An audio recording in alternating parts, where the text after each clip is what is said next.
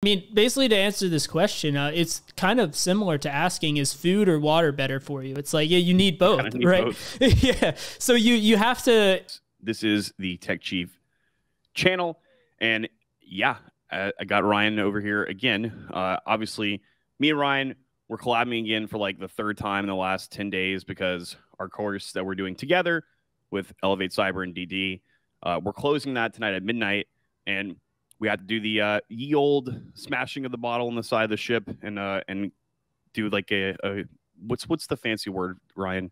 I don't know, man. I'm just trying to hope that I'm just hoping that I don't lose all of my crypto on this ship, on this boating accident. It could happen. So I was on a boating accident. I was on a boat this weekend that happened to be in an accident. This was like my third boating accident this year. Yeah, I know. It's a tragedy. So guys, we're here to talk to you tonight about kind of the same thing that I was talking about on my stream on Friday, and me and Ryan kind of talked about it last Thursday, but we didn't cover basically the whole stream. Spending like we didn't spend more than like maybe 10 or 15 minutes on this in the last stream. But with that being said, I do think it's important because the outlook of the economy right now is well, it's not the best to say the least. And I have an article I'm going to pull up for you guys, yet another one, just so you guys know I'm not crazy here.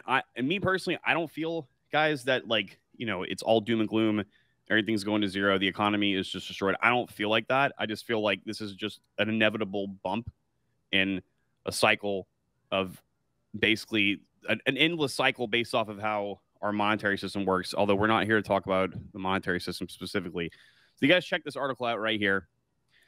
This is from CNBC, okay? And the title, obviously, CEO Outlook dims sharply, with more than half expecting a recession ahead, survey shows. So, guys, the survey that they did in this article, they basically went around and surveyed a bunch of different CEOs of really big companies in the nation, and about, I think it was like 58%, but about like 60%, yeah, 57% it says right there.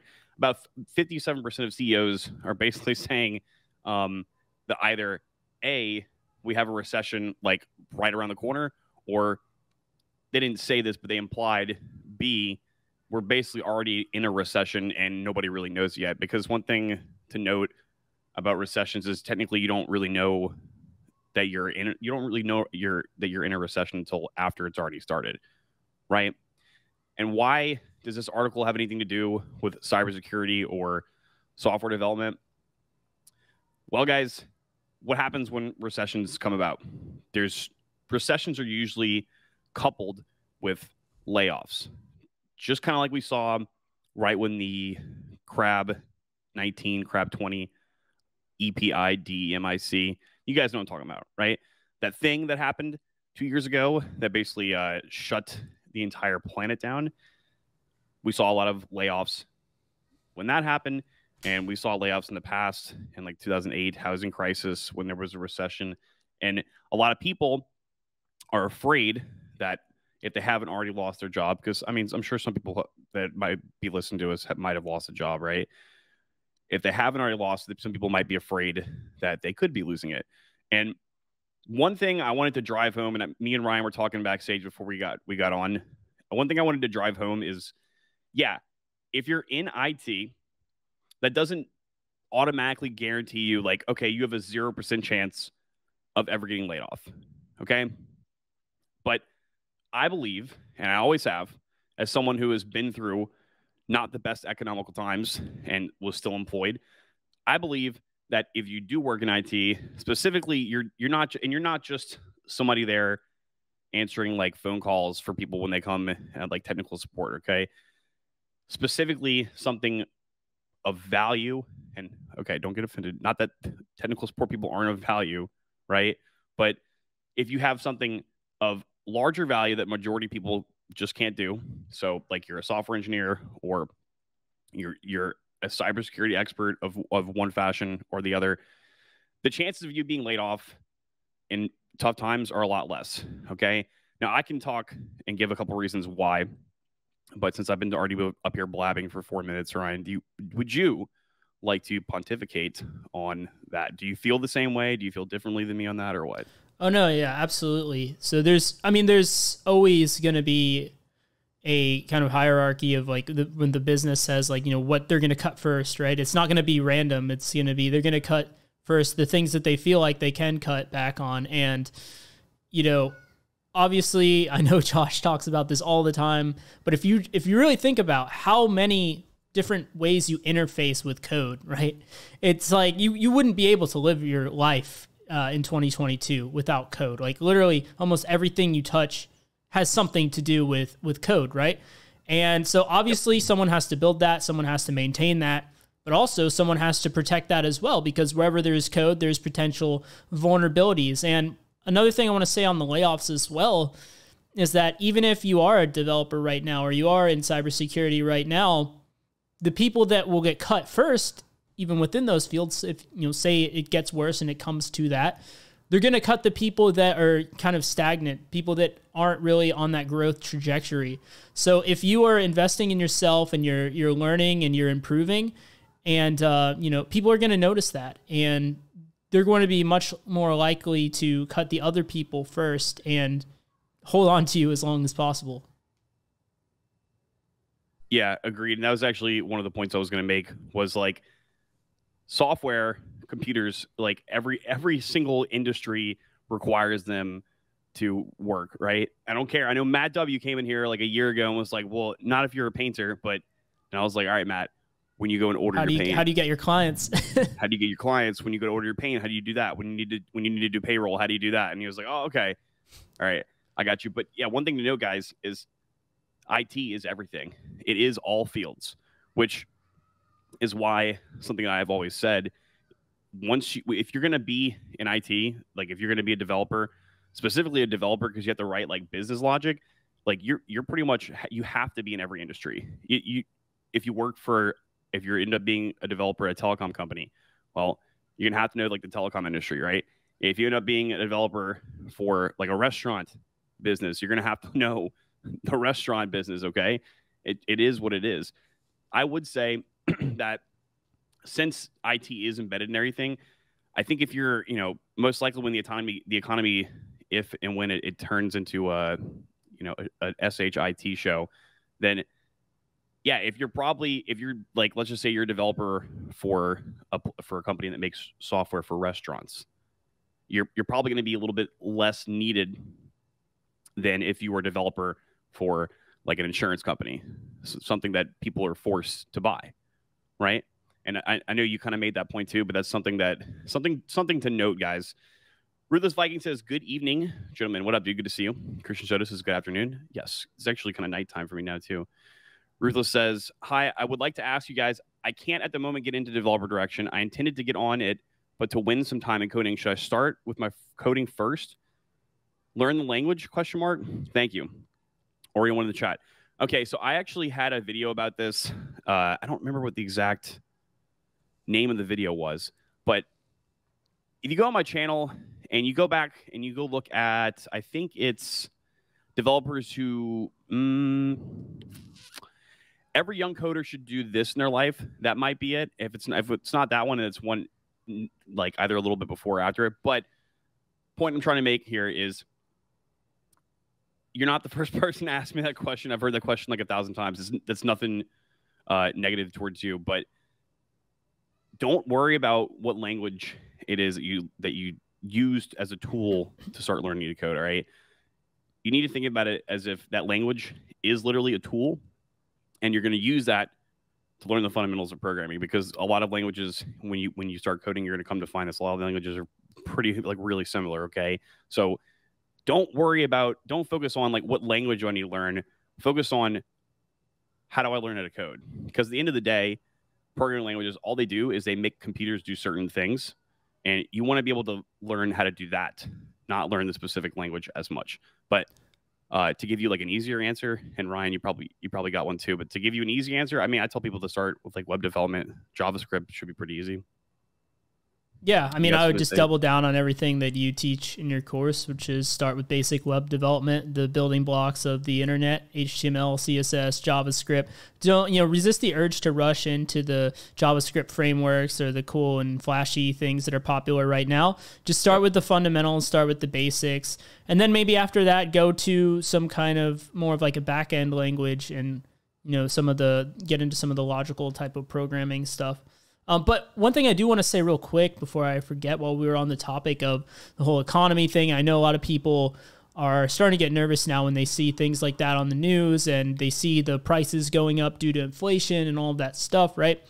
If that is something that is causing a lot of fear in you right now, and that's kind of holding you back, what I would say is that, Josh, let me know if you agree or disagree, but definitely for my field, I always tell people, it's going to take at least, 8 months if you're a little bit fast, 8 to 12 months to go from complete beginner to where you are ready to actually get hired on as your first job in cybersecurity. I'm sure it's something similar for development as well. And like you were saying earlier, how, once they start talking about the recession, we're already in the recession, right? Uh-huh. So if that is something that you're fearful of, you're much better served for yourself if you get in now, if you start learning programming or cybersecurity now, because you don't want to wait 1 year down the line, because things are, if we're really going to a recession, things are going to be a lot worse in a year from now. And then if you're starting from there, it's going to take you a year from that.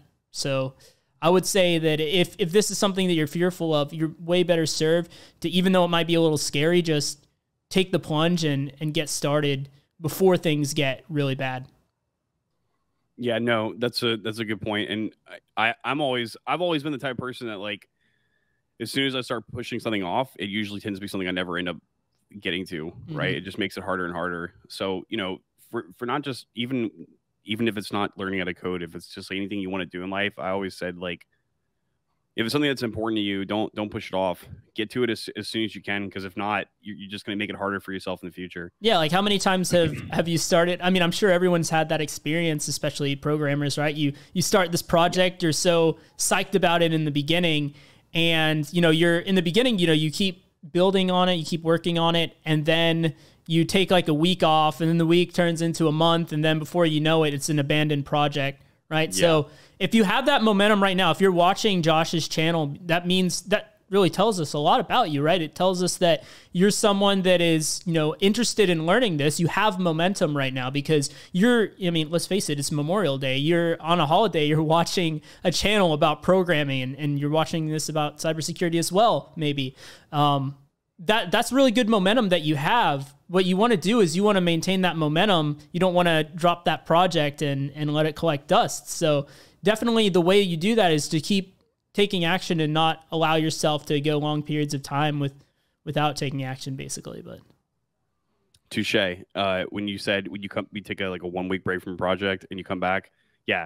So I don't know I'm sure some other people in here, Cody might have probably been through this a couple times. You come back to that project like a week or two later, and you're like, "Fuck, I forgot everything." Yeah, all this code. I don't even know what any of this stuff's doing. I didn't leave comments. I was being not the smartest developer at the time, and then it just gets 10 times harder if you were just, hey, let me just keep going, moving, and finishing with it. It would have been a lot easier. JCL asks, "Is blockchain development better to get into or cybersecurity?" Okay, well, there's cybersecurity for blockchain, right? So, like, basically, that we can't really answer that question because they're like you need blockchain needs cybersecurity like a baby needs milk, all right? And in fact, it needs it terribly right now, more than probably ever. Ryan, do you remember when we were going and looking at some of those bug bounties that they had payouts for? I mean, there were some of them that were like they were offering just like $1 or $2 million of like stablecoin to fix a bug. Yeah, right? I mean, basically to answer this question, it's kind of similar to asking, is food or water better for you? It's like, yeah, you need both, right? Both. Yeah, so you have to, in order for Web3 to grow and to be utilized, people have to be building stuff for it, right? But you also have to make sure that those things are secure. I mean, I don't even have to really speak on everyone here that knows anything about Web3 probably knows how devastating these hacks have been to these projects when these major hacks have been discovered. And so, yeah, I think that you need both 100%. Now, in terms of what's better for you, I mean, it really depends on what your interests are. And actually, not really on the Web3 side, but that is exactly why Josh and I created this course with the Web2 and security, right? Because there's a lot of people who are probably weighing that right now, and they're wondering, I want to get into tech, but what is better? Should I get into web development or should I get into web pen testing, right? Cybersecurity. And, maybe down the line, I mean, no huge spoilers here, but maybe down the line there will be a course with me and Josh with blockchain development and blockchain security.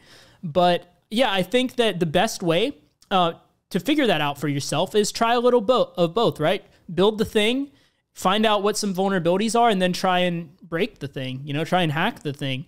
And that's exactly what we're doing in this course, real world code and real world pen testing, where we're building the thing and then we're hacking the thing. So a great way to get experience on both sides and see what's better for you.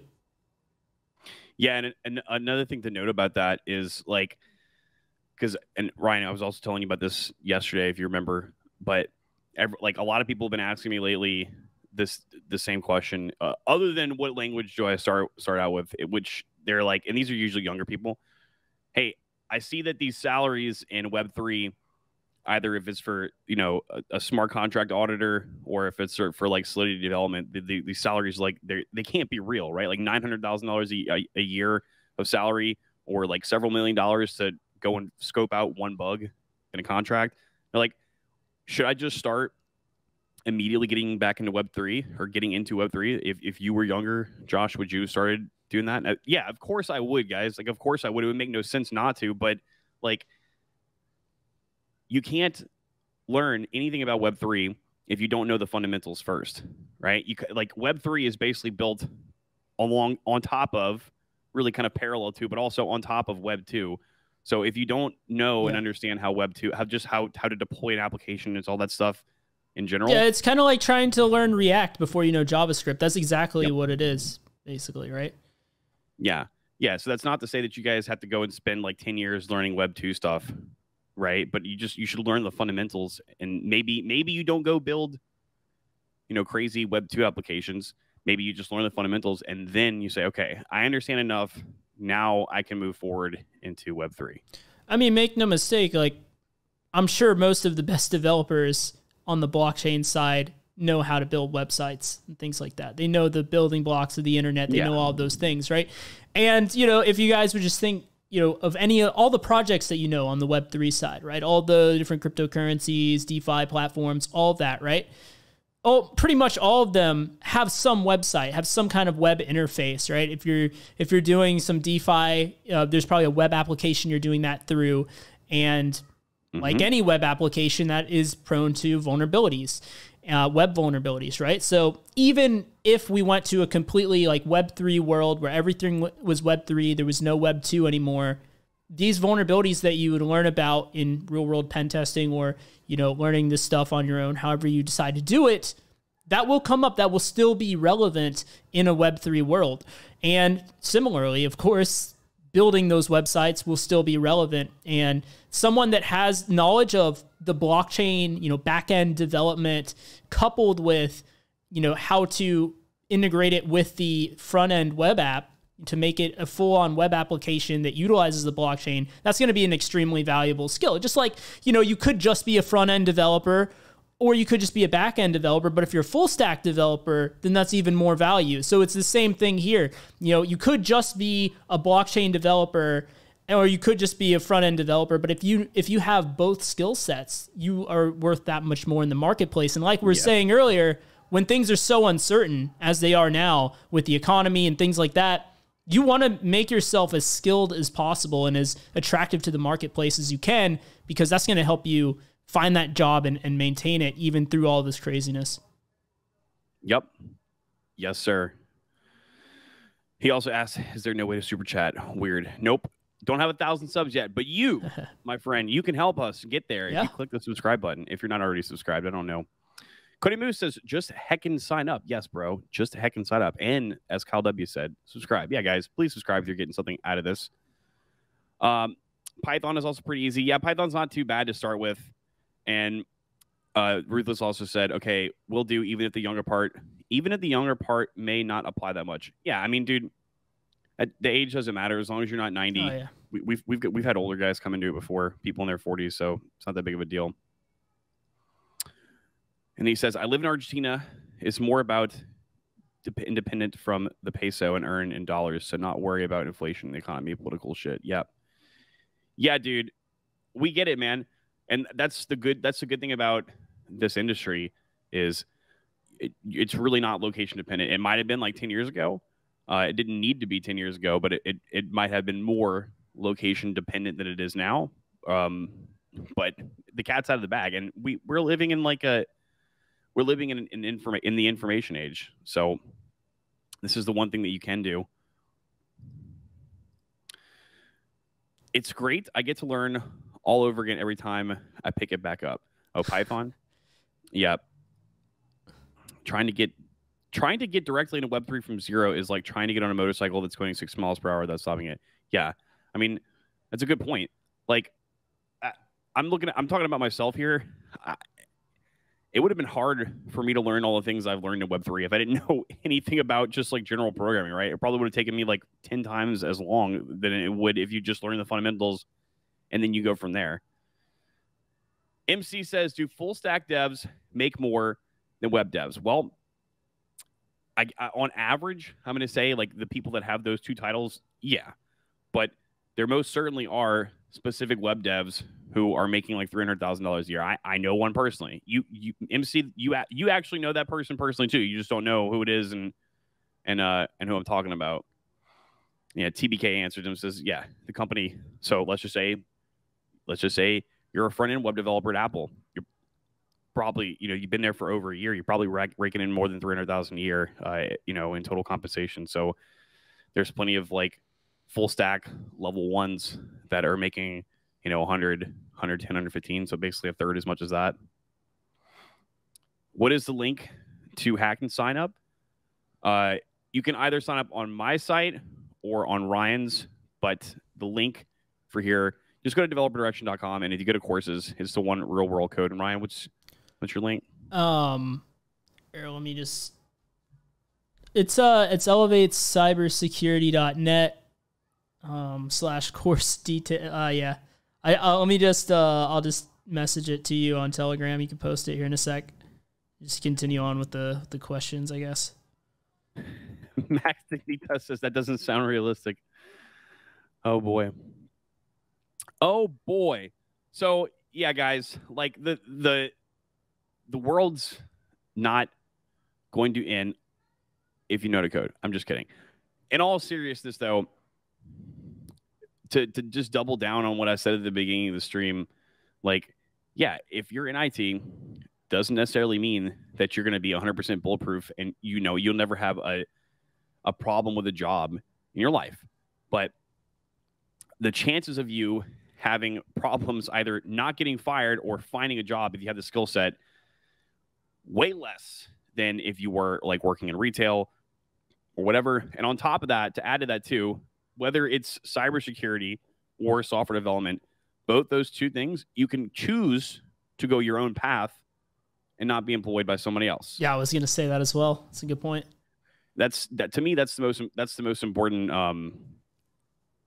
That's the most important part of it for me. I know most people, or a lot of people, they don't feel that same way, but like, I was always the kind of person that like, if like a place is going to tells me that they might have a risk of like having to fire a bunch of people because of, income. Like at that point, what can you do about that? Right. I mean, you can do your best to be like way too valuable for the company to ever let you go. But if the company goes bankrupt, then, they're going to have to let you go anyway. At the very least, if you're doing your own thing, then you'll have work to do, right? And you'll have more work to do because you're going to have to be the one that has to go out there and secure these clients and get income, et cetera, et cetera. But at the very least, the power is like in your hands to do that. It's not up to someone else. So that's very important to me. I don't know how you feel about that. Yeah, if you could just put the link up real quick for the guy that asked, but Yeah, what I would say is that as well, you can have your own freedom and be your own boss in this industry as well, in both of these industries, right? You could go to freelancing, for example. You could be a freelance web developer where you work for yourself and you just take you take contracts, build people websites or software, or you could do on the cybersecurity side, you could do freelance pen testing and stuff like that. That's actually kind of how I got started when I was in college. I did some pen testing for developers and stuff that were building applications that I knew. So yeah, there's tons of ways where you can actually utilize this skill outside of just the traditional 9 to 5 as well. And by the way, if you really establish yourself as a freelancer, you can make even more money than people in their 9 to 5 jobs, without a doubt. So yeah, you can do both. You can double dip. Yeah. And speaking of Web3, since everyone can't heckin' stop talking about how much they got to get into Web3 ASAP, if you guys go and look at the bounties for on places like Gitcoin or any one of the 500 different sites that are basically clones of that now, probably more than 60 or 70%, so more than half of these bounties, they're bug bounties in the smart contract. Yeah, the rest of them are development, but the development ones, it's probably going to be easier for them to fill. And if you ask my opinion, I think there's a lot less people who are actually good at auditing smart contracts than there are people who can write them. Well, at least not write them, period. To write them well, yeah. But why do you think that is, Ryan? Why do you think that there's some of those bounties for getting those bugs in the audits for a smart contract are so high? Yeah, while I'm answering this, if you can just go to immunify.com, that's the most popular Web3 bug bounty platform. You can pull it up on the screen so people can see while I'm talking over this. But basically, anytime we're talking price, right? Not to get too economical here, but anytime we're talking about price with something, it's really what is the value that it provides? What is it worth to them, to the market, right? So for these companies, like we were saying earlier on the stream, the Web3 projects that have gotten hit with those hacks have been, maybe he'll be back in a second, but the ones that have been hit with these hacks, it's been absolutely devastating to the project. In many cases, these things never saw the light of day again, right? Everyone lost trust in the currency or the platform. No one used it again, right? So it takes a lot for them to even get there in the first place, right? It takes a lot of funding, venture capital, and all of that stuff to get to the point that they're at, right? And in a heartbeat, in an instant, they can lose everything. So that is what is at stake for them if they are not properly secured, if they're not properly hardened against security threats. So because of that, that is why they're willing to pay such a high bounty. Because even a bounty of say $1 million or $2 million, right? That's absolutely nothing compared to how much money they would lose if they don't catch the vulnerability, right? If a black hat hacker finds it first, right? That's going to be, looks like Josh, he's coming back in. But yeah, that's the reason why, because essentially if they, it pales in comparison to what they would have to pay otherwise. So it ends up being a good trade-off to them. And at the same time, for all the testers out there, it does give them more of a reason to look into this stuff, right? So many people are flooding into the Web3 cybersecurity space, but similar to what Josh was saying earlier, you don't just start with Web3 development, but you don't just start with Web3 pen testing either. It's really important to have a solid security understanding before you just jump into the smart contract security stuff as well. And that's where, once again, coming down to the fundamentals is really helpful. So just getting started with anything in cybersecurity, web app pen testing and stuff is a great start before you dive into these Web3 smart contract auditing stuff. It's going to be really helpful. I have no idea what the hell just happened.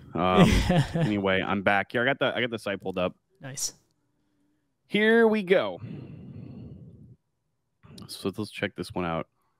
I didn't even know this was this one. Yeah, this is the one that this is the one everyone's talking about on Twitter. Okay, so if you go in here, yeah, Oh, maybe you actually have to register an account to see the bounties. Oh, no, there you go. See? Rewards up to 10 million. 10 million, 10 million, 6 million, 5 million, 5 million. Explore all bounties. There's a lot of big projects on here. A wormhole.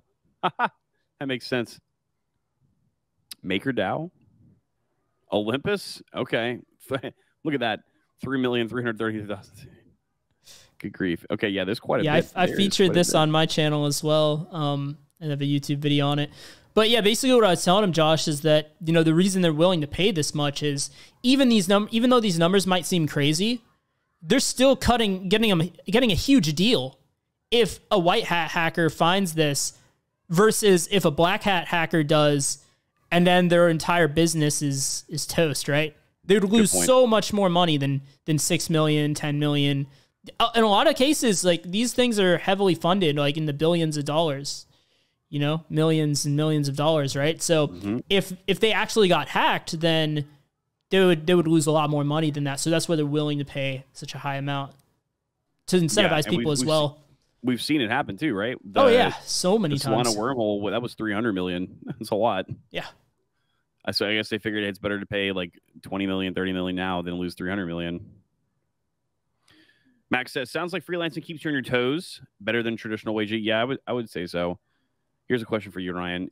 MC says, do you think, or I have a friend who is in cybersecurity. He said you need a bachelor's degree or a certification. So do you recommend a cert for cybersecurity ? If you don't have a degree, it could be helpful, but I mean, you don't have to have either of those things. And really the whole point of that is to help get your foot in the door, right? Get past the HR filter, but there's a lot of ways that you can do that, right? If you can network, you go to a conference, you network with someone, that's a great way to get past that HR filter. But basically, you know, as long as you have the skill set, that's going to be the most important part. And then how to market yourself so that people know that you have the skill set, obviously. But are there some companies that will say, oh, you don't have a bachelor's degree, so we're not going to hire you? Yeah, of course, right? Same thing with web development. There are some of those like boomer companies that would have that mindset. But here's the thing. You don't have to have 100 companies say yes. You just need one to say yes. So if one will say yes, and I guarantee you there are companies out there, both in web development and cybersecurity, that will not care that you don't have a bachelor's degree or won't care that you don't have a certification. Like, I don't have any certifications yet personally. And it's never been an issue for me. And I know that there's a lot of people that I personally know that do not have a bachelor's degree, and in some cases don't have either of those things, and they are really established in the field. So you're going to find those companies that will say yes. And yeah, that's all that really you need to be concerned with, really.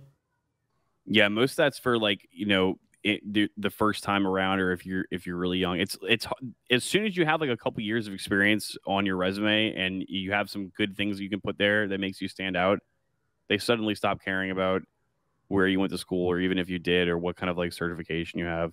Yeah, that's a really good point, because the experience is a really big deal to any company. Even if you do have the degree, the fact that, you know, if you have experience, that's always that weighs, to be honest, that is a much bigger weight than the degree or the certification. Is what kind of experience do you have? How much experience do you have? And that is a huge challenge for so many people, myself included, when I was first getting started, is, well, how do you get this job that requires experience if you don't already have experience? And that was the reason that Josh and I created this course, because this is a way where the whole entire training ground's already built out for you. You got your developers, you got your pen testers, and everything's set up for you to have absolute real world experience before you even have to worry about how many resumes did Kyle send out when he was looking for his job? Like 700 something. Yep. This guy, there's a guy in the community, Kyle W, sent over 700 applications out, right? So what we're allowing you guys to do is get experience in cybersecurity, in web development, without, you know, before you have to send out all those, you know, all those interview or resumes out there, right? Before you have to apply to all those jobs, you could get experience this 100% real world. And not only that, you'll also see, is this something that I'll even like, right? Because I think we're saying this earlier, but, you know, if you went to college, maybe you did go to college and you're watching the stream right now because you're like, I went to school for like finance or whatever, and I absolutely hate it. It sucks. I spent 4 years going to college for this thing, and I don't even like it, right? So this is another way that you can see, within these 5 weeks, is this something that you could see yourself doing as a profession before you sink all these years into it, right? Yeah.